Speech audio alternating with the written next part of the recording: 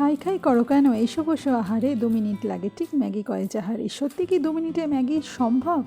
তো চলো আজকে আমি তোমাদের ম্যাগি বানিয়ে দেখাচ্ছি যে 2 মিনিটে সম্ভব কিনা। হ্যাঁ, হয়তো 2 মিনিটে হবে না, বাট 5 মিনিটে কিন্তু ম্যাগিটা রেডি হয়ে যাবে।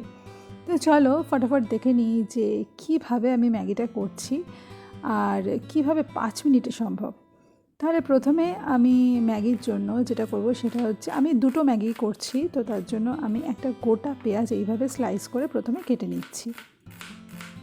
তোমরা শুধু পেঁয়াজ না, পেঁয়াজের সাথে তোমরা অনেক রকমের ভেজিটেবলও দিতে পারো, যেরকম গাজর, ক্যাপসিকাম, বিনস। তো আমি এখানে শুধু পেঁয়াজ আর লঙ্কা দিচ্ছি। আমি এখানে 2টো লঙ্কা নিয়েছি, যে যেরকম ঝাল খাবে সে সেরকমভাবে লঙ্কা দিতেই পারো। 2টোর জায়গায় 4টে দিলেও কোনো ক্ষতি নেই। তো এইবার আমি কড়াইতে প্রথমে অল্প করে তেল নিয়ে নিলাম।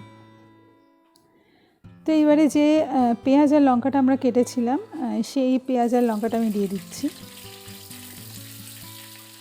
এইবার এটাকে খুব ভালো করে ভাজতে হবে। মোটামুটি হালকা ভাজা ভাজা হয়ে গেলে এর মধ্যে আমরা পেঁয়াজগুলো এইভাবে আমরা সাইড করে নিয়ে তেলের ওপর আমরা 2টো ডিম দেব। এভাবে আরেকটা ডিম দিয়ে দিলাম। দিয়ে এবারে আমি সামান্য নুন দেব। তো যেহেতু ম্যাগি মশলাটাতে নুন থাকে, সেহেতু আমি খুব সামান্য নুন দিলাম। দিয়ে এবার এইটাকে খুব ভালো করে ভাজা ভাজা করতে হবে, খুব ভালো করে ফ্রাই করতে হবে, একদম ঝুড়ো ঝুড়ো করে ফ্রাই করে নিতে হবে। পেঁয়াজ, লঙ্কা, ডিম তিনটেই যেন খুব ভালো করে ফ্রাই হয়, এটা কিন্তু দেখতে হবে। তো মোটামুটি আমার ভাজাটা হয়ে গেছে। তো এবার আমি ভাজাটা একটা প্লেটে আমি নামিয়ে নিচ্ছি।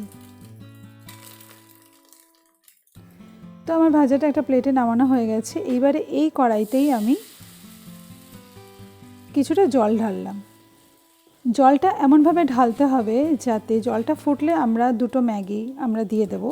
জলটা এমনভাবে ঢালতে হবে যাতে ম্যাগি 2টো সেদ্ধ হয়ে যায়, বাট অতিরিক্ত সেদ্ধ যেন না হয়।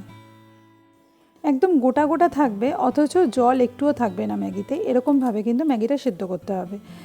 তো কিছুটা জলটা ফুটে যাওয়ার পরে আমি ম্যাগি মশলা 2টোই দিয়ে দিলাম।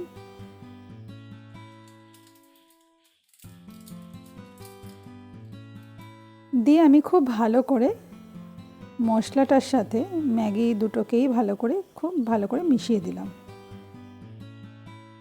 তো এবারে আমি দিয়ে দিচ্ছি টমেটো সস।